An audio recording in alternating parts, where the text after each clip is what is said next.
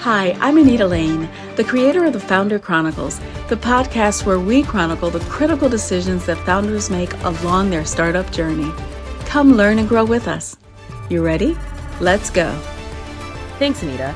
Today on the Founder Chronicles podcast, we are diving into the entrepreneurial journey of Jercori Freeman, the co-founder and CEO of the Bosmos freelance marketplace. Yeah, it's a really interesting story. Jercori's background, particularly his deep experience in talent acquisition and spotting potential, seemed absolutely central to what Bosmos is all about. Exactly. It feels like this isn't just launching another platform. It's more of an evolution based on real-world experience. Mm-hmm.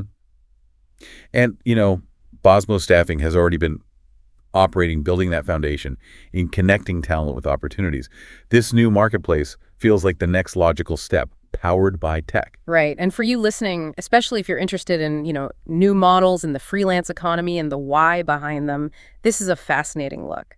The sources really paint a picture of a personal journey shaping a business mission. Absolutely. To really get what Bosmos is trying to do, you kind of have to look at Jercori's own path. Yeah. Well, it's not exactly conventional, is it? Not at all. We're talking about someone who went through some serious challenges, like experiencing homelessness early on. Yeah, and then navigated that to achieve pretty remarkable success in really different areas. Music, ed tech. Okay, let's unpack that a bit. From homelessness to scaling an ed tech company. I mean, number 13 on the INC, 5,000, that's huge. It really is. Shows incredible resilience. And then there's the record label, a Billboard #1 hit, over 1 billion YouTube views. That's a different world entirely. Seemingly different, yeah. But what's the common thread? Talent. Finding it, nurturing it, marketing it. Exactly. Both those successes, edtech and music, hinge on identifying potential, whether it's educational content that clicks or an artist with star quality. It's about understanding what resonates and how to connect talent to an audience, or in this case, a market. So he's seen both sides, the person needing a shot and the person looking for the right talent. Precisely. And that's where I think the personal stuff really comes in. The sources mention him feeling like an underdog, being overlooked, undervalued. Those aren't just background details. They seem to be the driving force behind Bosmos' core mission. He's building something to address the problems he himself faced. It feels very authentic then, like he intimately understands the need for a more level playing field. I think that's a key takeaway. It connects directly to the platform's values, trying to create a space where merit, actual skill, is what gets you noticed, not just, who you know or how loud you shout. Okay, so let's talk about the marketplace itself. Bosmos Freelance Marketplace, launched March 2025, based in Miami. But, as we said, it aims to be more than just another platform. Right. They're highlighting 3 what they call game-changing elements. Okay. What's the first one? AI-powered job matching. The goal here is efficiency, obviously, but also fairness. They're trying to use technology to strip out bias from that initial matching process. Yeah, there's that quote from Jercori. We wanted to take bias out of the process. He says the tech finds the best fit based on who's truly right for the role, not just the loudest or cheapest. Mm-hmm. Which, if you've ever been on either side of hiring, you know how subjective it can feel sometimes. Definitely. How exactly does an AI do that, though? Remove bias. It's tricky, isn't it? It is very tricky. We don't have their specific algorithm details naturally, but the idea is likely to focus heavily on verifiable skills, portfolio evidence, project outcomes, maybe client feedback, while actively downplaying or ignoring data points that could introduce bias, like names, locations initially, or maybe even certain phrasing and profiles. But yeah, achieving truly unbiased AI is still a huge challenge for everyone in the field. Okay, so AI matching is one. What's the second element? Standardized pricing. This one's interesting. For their core services, they mentioned design, marketing, software development.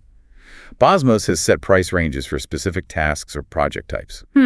Standardized pricing and freelancing. What are the potential upsides there? Well, for freelancers, it could mean less time negotiating, more predictable income, and maybe more focus on the work. Right, less haggling. And for businesses, it offers clarity up front.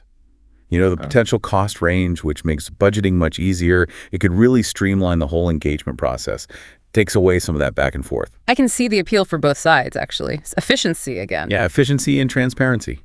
And the third big element is global inclusivity. Okay, what does that mean in practice? They're explicitly trying to connect freelancers in, say, lower cost of living regions with companies in higher income markets. It's about distributing opportunity more widely. tapping into that global talent pool. Exactly. And not just seeing it as cheaper labor, but accessing skills that might be geographically distant otherwise. It adds a layer of sort of social mission, too. Which ties back to Jercori's background again, right? Leveling the playing field. Absolutely. It feels consistent with that core why we talked about, creating access for those who might have been overlooked due to location or circumstance. So the platform's in beta now, launched in April 2025. That's right. Started with an initial group, hundreds of pre-vetted freelancers. Pre-vetted, what does that likely involve? A quality check. Usually, yeah. It suggests they've gone through some kind of screening portfolio reviews, maybe reference checks, skill verification to ensure businesses hiring early on have a good experience, establishes a baseline quality. Makes sense for a beta, and they focus the beta on specific areas. Yep. UI UX design, social media marketing, and app development. High-demand digital skills. Good place to start. And they're planning a mobile app, too. Suggests they're thinking about accessibility, making it easy for both freelancers and clients to connect and manage projects on the go. Scalability. It all seems to circle back to that personal mission, that quote again. I've been on the outside looking in. I know what it's like to be overlooked. That's why Bosmos is built for the freelancer who just needs a shot, and the business that's tired of wading through noise. It really sums it up, doesn't it? It does. It paints a picture of trying to build something with empathy. Yeah, the phrase disrupting with heart comes up. It's about using tech, like that AI, not to replace human judgment entirely, but maybe to make the initial connection fairer, more skill-based, humanizing the tech in a way. So wrapping this up for our listeners, what are the key takeaways from this deep dive on Jercori Freeman and Bosmos? Well, I think it's understanding that Bosmos isn't just another gig platform. It has these specific differentiators. The AI matching focused on reducing bias. The standardized pricing, aiming for transparency and efficiency. And that commitment to global inclusivity, connecting talent across borders. And crucially, understanding how Jercori Freeman's own journey overcoming adversity, finding success in talent-focused industries like music and edtech, his experience with Bosmos staffing, how all that directly shaped this platform's mission. Exactly. It's designed fundamentally to address the pain points he experienced and observed. Fair opportunities for overlooked talent, and efficient, reliable talent discovery for businesses. It definitely offers a different perspective on the future of the freelance economy, using technology not just for scale, but potentially for equity too. It raises interesting questions about how we value and find talent in an increasingly digital and globalized world, doesn't it? How can tech be a tool for empowerment, not just disruption? Thank you for joining us. We turn it back over to you, Anita. That was great. Thank you for joining us today, and I hope you gleaned an insight or two from this deep dive. Founder Chronicles is original content written by the Sensei Communications team and narrated by AI. If you have a story that you'd like chronicled on our podcast, let us know.